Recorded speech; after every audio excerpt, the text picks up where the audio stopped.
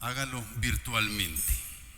Nos alegramos de tener esta semana. El mundo celebra la resurrección de Jesucristo y no es la fecha, sabemos que no fue en esta época, pero lo importante es que Cristo resucitó y que nuestra fe se basa fundamentalmente, amados hermanos, en esa resurrección poderosa, en esa resurrección maravillosa de Cristo.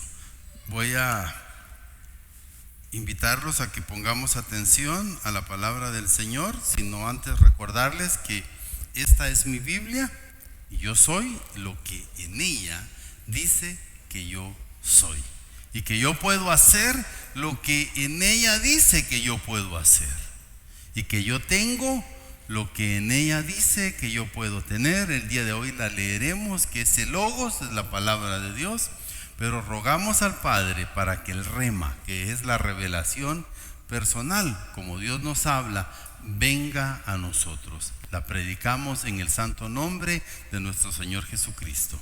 Amén. Hoy vamos a compartir, mis amados hermanos, la palabra del Señor. Y el tema es: Cristo está vivo. Él vive. Sobre todas las cosas, Jesucristo, amados hermanos, vive. Y eso es lo que mantiene viva nuestra fe.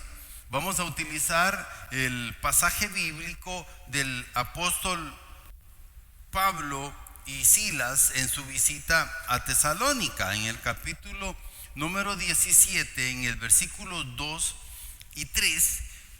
Pablo, según su costumbre, fue a la sinagoga y cada sábado durante 3 semanas seguidas discutió con ellos, basándose en las Sagradas Escrituras. Les explicaba que el Mesías tenía que morir y que después de muerto tenía que resucitar. Les decía: este mismo Jesús que yo les anuncio a ustedes es el Mesías. Hay dos cosas importantes acá, amados hermanos, y es que Jesús tenía que morir, pero para morir tenía que pagar, tenía que sufrir, y después de muerto, porque era necesario que muriese, tenía que resucitar. Y eso es lo más especial y lo más maravilloso que nosotros podemos creer. Entonces la palabra padeció, la palabra sufrimiento en griego, el apóstol Pablo utiliza la palabra pascho, que significa sufrir, que significa padecer, pero también que se actúe sobre alguien. Los romanos actuaron sobre él, y por eso es que Poncio Pilato no encontró cómo poderlo acusar, y les dijo: yo no encuentro nada en este hombre que sea digno de un castigo. Pero el pueblo exigió, y entonces actuaron sobre él los verdugos, porque existían dentro de los soldados romanos los verdugos, los encargados de castigar. Y entonces actuaron sobre él, lo lastimaron. Dice que esa palabra pasó es una emoción intensa, especialmente en el sufrimiento. Es decir, una experiencia sensorial. O sea que tanto el cuerpo como la mente están sufriendo de una manera increíble. Los sentidos corporales están siendo afectados de una manera increíble. Tanto el cuerpo como la mente. Esa es la palabra pasó. Por eso me gusta ir al original. Es más que sufrimiento. Es algo más profundo, donde Jesús fue expuesto, amados hermanos, dentro de sus sentidos corporales, no solo físicos, sino que recibió injurias, calumnias, se burlaron de él, le dijeron tantas cosas, lo escupieron, Imagínense, ese fue el pago de Jesucristo por nuestros pecados. Esa fue, amados hermanos, la imputación de nuestro pecado que Cristo llevó en aquel madero, aquel sufrimiento corporal y mental, físico, fisiológico, ¿verdad? Psicológico, almático. A eso fue expuesto Jesús y lo hizo voluntariamente. Y la otra palabra importante el día de hoy es vive porque resucitó, y es la palabra anistemi, que es levantado, que es reestablecido,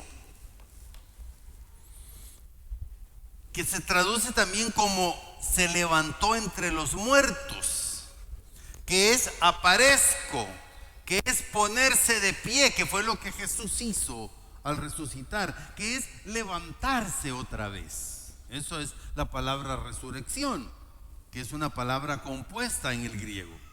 La Biblia testifica, certifica, amados hermanos, y asegura que Cristo se levantó de los muertos.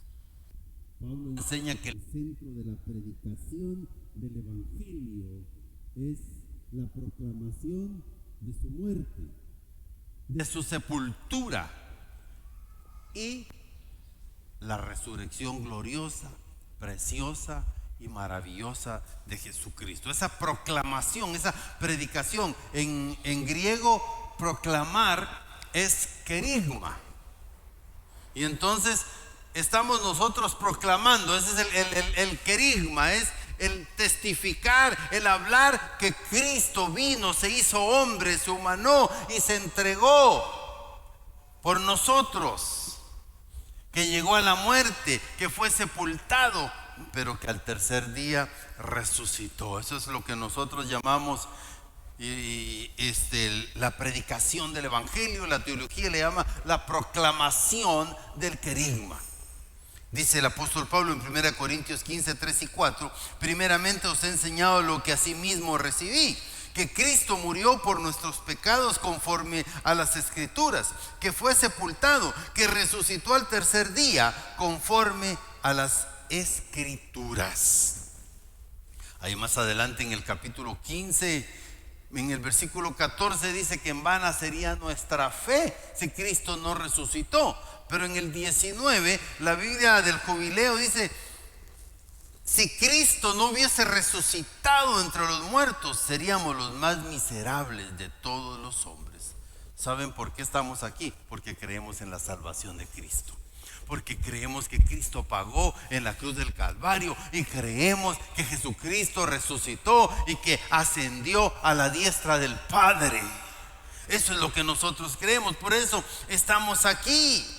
Y eso es lo que le decía el apóstol Pablo a la iglesia de Corinto,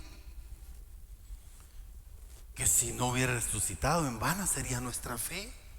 Por gusto estaríamos acá, pero hay una convicción en nuestro corazón que el Espíritu Santo puso para poder creer. Porque por mucho que a usted le hayan hablado de Cristo, del amor de Cristo, y por mucha necesidad que usted haya tenido cuando vino a Cristo, amados hermanos, usted no hubiera creído si el Espíritu Santo no hubiera puesto eso en su corazón para ser convencido y para creer en Jesucristo como su único y suficiente Salvador. Eso es lo que nos mueve, eso es lo que nos tiene acá. En el Antiguo Testamento hubieron profecías, y en el Nuevo Testamento el cumplimiento de las profecías. En Isaías capítulo 7 y versículo 14 hubo una profecía del apóstol Isaías, del profeta Isaías, que dijo: su nombre será Emmanuel, que significa Dios con nosotros. Por tanto, el Señor mismo dará señal. He aquí que la Virgen concebirá y dará a luz un hijo, y llamará su nombre Emmanuel. Isaías 7:14. ¿Sabe cuándo se escribe Isaías? 750 años antes de Cristo. La profecía, a veces nosotros esperamos las profecías inmediatas, a veces tardan. Pero cuando se cumple en Mateo 1:23, dice aquí que una virgen concebirá y dará a luz un hijo y llamará su nombre Emmanuel, que traducido es Dios con nosotros. ¿Sabe que allí en las cuevas del Qumran en 1948 estaba el libro completo de Isaías? Estaba completo y era lo mismo que el escrito masorético del año 920, que era la copia más antigua o cercana que nosotros podíamos tener de los originales. Y ahí estaba Isaías completo, y ahí aparece esta profecía que Emmanuel, que Dios con nosotros iba a venir. En Isaías también 61:1 hay esa profecía que dijo que el Espíritu Santo iba a reposar sobre él. En el Antiguo Testamento no aparece el Espíritu Santo como nombre Espíritu Santo, aparece como el Espíritu de Dios, aparece como el Espíritu de Jehová, aparece como el Espíritu de poder. Y en Isaías 61:1 dice: el Espíritu del Señor está sobre mí, escribe Isaías, profetizando de aquel Salvador, de aquel Dios con nosotros que iba a venir, porque el Señor me ha consagrado, me ha enviado a dar buenas nuevas a los pobres, a aliviar a los afligidos, a anunciar libertad a los presos, libertad a los que están en la cárcel. Y no estaba hablando de las cárceles físicas que también Dios visita al que está preso, sino que estaba hablando de las cárceles espirituales, donde nosotros estábamos encerrados, atados, amados hermanos, sujetos. Y eso es lo que la palabra hace en nosotros. ¿Y dónde se cumple? En Lucas 4:20 y 21, Jesús en la sinagoga se levanta y lee el rollo de Isaías, y después de haber leído las palabras, en el versículo 20 de Lucas 4 dice: y enrollando el libro lo dio al ministro y se sentó, y los ojos de todos en la sinagoga estaban fijos en él, y comenzó a decirles: hoy se ha cumplido esta escritura delante de vosotros. Profecía, cumplimiento. Cuando una profecía es de Dios, debe de cumplirse. Cuando una profecía es de Dios, debe de cumplirse. Y eso es importante. Escribe el profeta Zacarías en el capítulo 11, versículo 12, la profecía que iba a ser vendido por 30 piezas de plata. Y les dije: si os parece bien, dice Zacarías 11:12, dadme mi paga, y si no, dejadla. Y pesaron como mi salario 30 piezas de plata. Y en Mateo 26, 14 y 15, cumplimiento de la profecía. Entonces uno de los 12, llamado Judas Iscariote, fue a los principales sacerdotes y dijo: ¿qué estáis dispuestos a darme para que yo os lo entregue? Y ellos le pesaron 30 piezas de plata. El cumplimiento de la profecía. Isaías también, capítulo 53 y versículo 7, escribe: fue herido. Y nosotros lo leemos cuando tomamos del pan y de la mesa que está lista y que está preparada para el día de hoy, para conmemorar su muerte, pero también, amados hermanos, su resurrección y la segunda venida, porque Cristo regresa y regresa con poder. Creemos en la parusía, que es el regreso de Dios silencioso, pero también en la epifanía, cuando Cristo regresará con autoridad y con poder, y va a levantarse, va a manifestar tal y como Él es, dice la palabra. Fue oprimido, dice Isaías 53:7, esa es la profecía, y afligido, pero no abrió su boca. Como cordero es llevado al matadero, y como oveja que ante sus trasquiladores permanece muda, no abrió su boca. Cumplimiento de la palabra, Mateo 27, 13 y 14. Y entonces Pilato le dijo: ¿no oyes cuántas cosas testifican contra ti? Y Jesús no le respondió ni una sola pregunta, porque por lo que el gobernador estaba muy asombrado cuando le dijo: tú eres el rey de los judíos. Y él le dijo: si tú lo dices. Así le contestó: si tú lo dices. Y entonces aquel hombre se quedó asombrado, no pudo condenarlo. Dijo: yo soy libre de todo pecado, yo no puedo condenar a este justo. Y entonces aquellos hombres empezaron a gritar, los judíos, y dijeron: crucifíquenle. Y dijeron: si este hombre era justo, que su sangre sea sobre nosotros y los hijos de nuestros hijos. Y eso fue en el año 29 o 30. En el año 70, Tito, el emperador romano, destruye totalmente Jerusalén, porque se amotinaron los judíos. Pasaron una generación, 40 años, del 30 al 40, 29, 30 al 40, y fue destruida Jerusalén totalmente, porque se habían amotinado, y se cumplió la profecía de Lucas 19, 44, que no iba a quedar piedra sobre piedra, y fue destruido todo, y ahí se perdió toda la riqueza cultural, amados hermanos, y el fundamento de la fe de los mismos judíos, porque fue destruido totalmente. Ahí se cumplió la profecía, y a partir del año 70 hasta 1948, 19 siglos, fueron masacrados, fueron aniquilados de muchos lugares, fueron sacados de muchos lugares. ¿Sabe por qué? Porque los judíos tienen la bendición de Dios, y donde llegan ellos manejan ese sistema, amados hermanos, de honrar a Dios con sus bienes, de sus siembras, sus ofrendas, sus diezmos, y eso es provisión. Eso es provisión, y son bendecidos a donde van porque son el pueblo de Dios. Pero nosotros fuimos, dice que el olivo natural fue injerto, ¿verdad? El olivo silvestre en el olivo natural, y nosotros fuimos pegados allí también espiritualmente, para tener también esa bendición. Por eso es que la bendición de Dios nos sigue y nos persigue. Dice Mateo 26, Isaías 56: di mi espalda a los que me herían. Ahí está la profecía, Isaías 56. Y mis mejillas a los que me arrancaban la barba.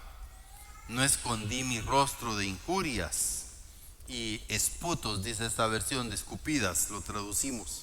Entonces dice Mateo 26, 67, el cumplimiento de la promesa: le escupieron en el rostro y le dieron de puñetazos, y otros le abofetaban. Lastimarían sus manos, Salmo 22, 6, porque perros me han rodeado, me han cercado cuadrilla de malhechores, me horadaron las manos y los pies. Lucas 23, 33. Y cuando llegaron al sitio llamado la Calavera, crucificaron a Jesús y a los dos criminales, uno a su derecha y otro a su izquierda. Rodeado de malhechores. Mire qué humillación. Aquellos hombres eran malvados, eran perversos y habían sido condenados. Aún dejaban libre a un hombre en ese día. ¿Y qué? Prefirieron a Barrabás o a Jesús, un asesino, un hombre violento, un hombre tremendo, que a Jesús. Jesús dice que echaron suerte sobre sus ropas. Salmo 22, 18. Reparten mis vestidos entre sí, y sobre mi ropa echan suertes. Profecía, cumplimiento. Y habiéndole crucificado, se repartieron sus vestidos, echando suertes. Ese fue el precio que Jesucristo pagó por nosotros. La profecía y el cumplimiento. El Nuevo Testamento viene a cumplir el Antiguo Testamento. La base de nuestra fe es la ley también en el Antiguo Testamento. Y somos libres porque vivimos bajo la gracia de Cristo. Jesús se aparece dentro de las pruebas indubitables, o sea, que son pruebas que no pueden refutarse de que Jesucristo resucitó. Los evangelistas Mateo, Marcos, Lucas y aún Juan describen cómo Jesús se levantó dentro de los muertos. Es el primer día de la semana, el domingo de la mañana. Ustedes saben que fue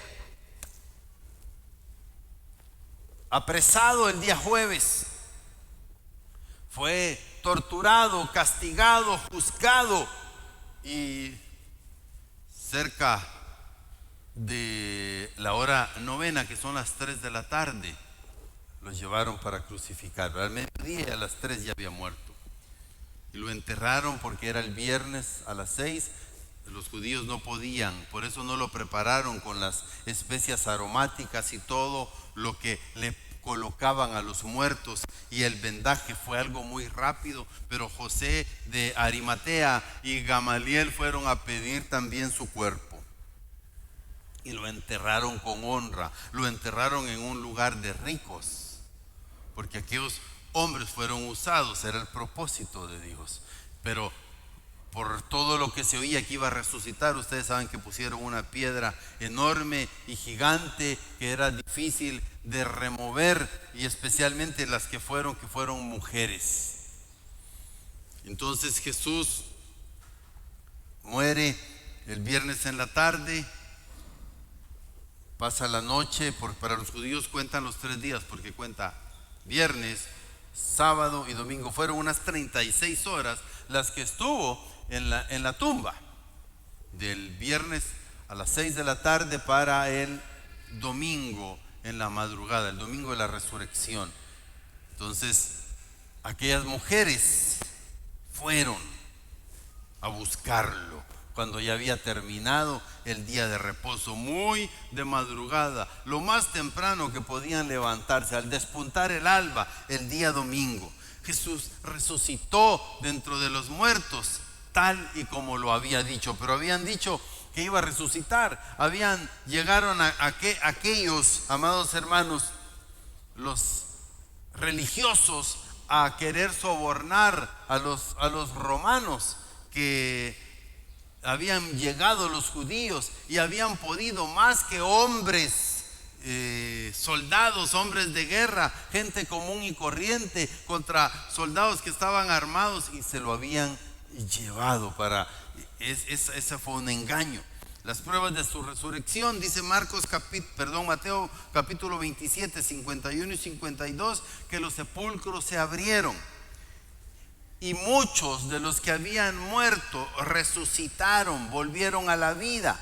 Y entonces salieron de sus tumbas después de la resurrección de Jesús y entraron en Jerusalén, donde mucha gente los vio. Esas son las pruebas que no dejan duda, indubitables, que no dejan duda que Jesucristo resucitó. Aparecieron muchos.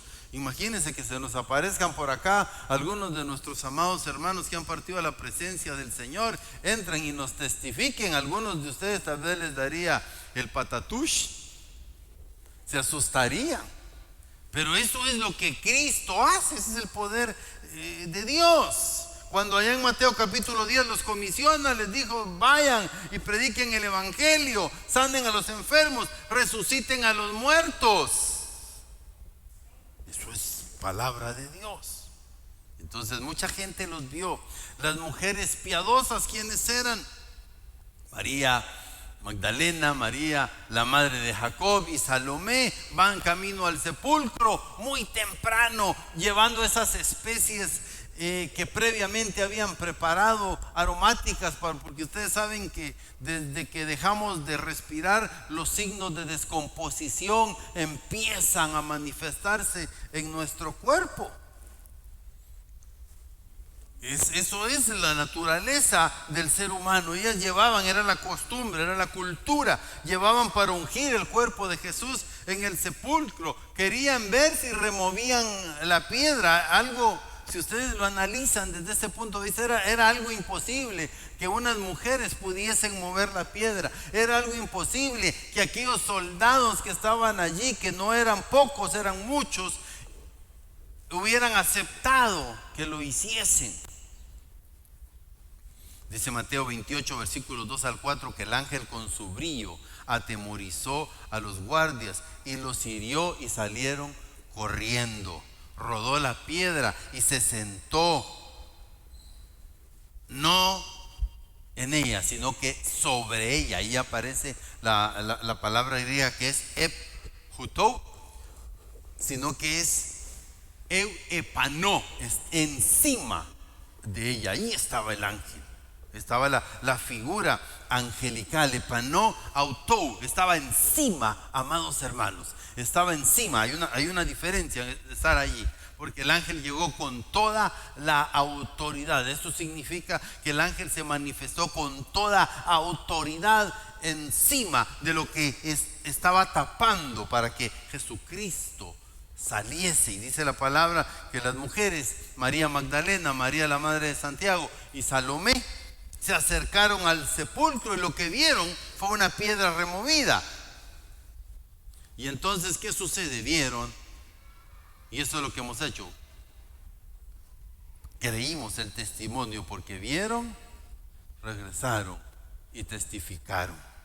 Fueron a decir a los discípulos. En ese entonces todavía no eran apóstoles, ellos fueron llamados discípulos del Señor Jesús y fueron transformados en apóstoles cuando vino sobre ellos el poder del Espíritu Santo, allá en Hechos capítulo 1 y versículo 8.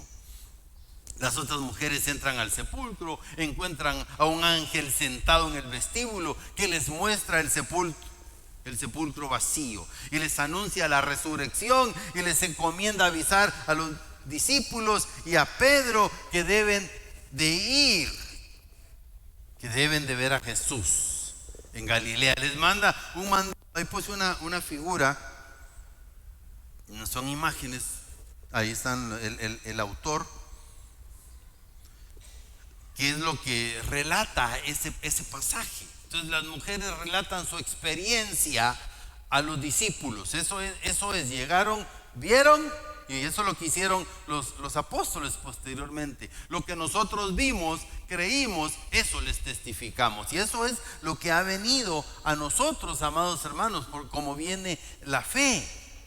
Como viene la fe, que nos lo hablan, nos lo cuentan y nos lo testifican, certifican, amados hermanos, con la palabra de Dios. Las mujeres cuentan su experiencia a los discípulos. ¿Y qué pasó con aquellos? Pero se encuentran con la incredulidad de estos. Allá en Lucas 24, 9 al 11, no creyeron. Y es que eso es lo natural en el hombre, no creer. Cristo se aparece a Pedro. Después de ello, ahí en Lucas 24, 34, y se manifiesta con Juan. Y por eso es que aquellos creyeron firmemente en la resurrección de Jesucristo. Se les apareció nuevamente. Y después del regreso de Emaús con los discípulos, cuando se les había aparecido, ¿hasta cuándo lo conocieron? Hasta que lo vieron cortar el pan. Tenía Jesús una manera característica de cortar el pan. Y quiero terminar. Cuando regresa se les aparece ya a todos, excepto a Tomás.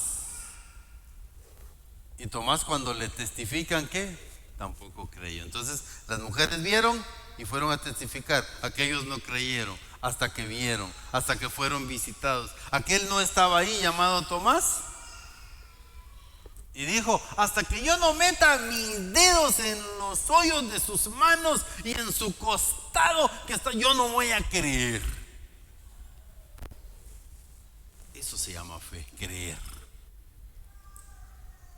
Pistis, y viene la palabra pistis, que es creer el testimonio de otro. Eso es fe en griego, creer el testimonio de otro. Eso es lo que nosotros hemos creído. Alguien nos habló de Cristo. Paulino Bernal escribe aquel coro que dice: hazme un palacio, y dice: a Fidel, el que me habló de Cristo. ¿Cuántos se han acordado de los que les hablaron de Cristo? De aquel o de aquella persona que llegó y le habló de Cristo y le dio ese testimonio. Al principio usted no creyó, como estos testimonios que hemos leído, no creyeron, pero vino algo precioso, maravilloso, que se llama Espíritu Santo, que lo convenció. Concluimos en esta mañana: Jesús resucitó, y esta es la razón por la que estamos reunidos en esta mañana, celebrando no solamente su muerte en la cruz, sino sabe también la vida dentro de los muertos que tuvo. ¿Para qué? Para darnos salvación, para darnos vida eterna, para que nuestro nombre esté inscrito en el libro de la vida. No todos lo creen, no todos. No hay duda que en nuestros corazones y en nuestra mente que Jesucristo ha resucitado, porque creemos firmemente lo que dice la palabra. Pero no todos creen. Pero nuestra obligación es predicar el Evangelio, es decirle al mundo que Cristo vive y que Cristo salva. Cierre sus ojos.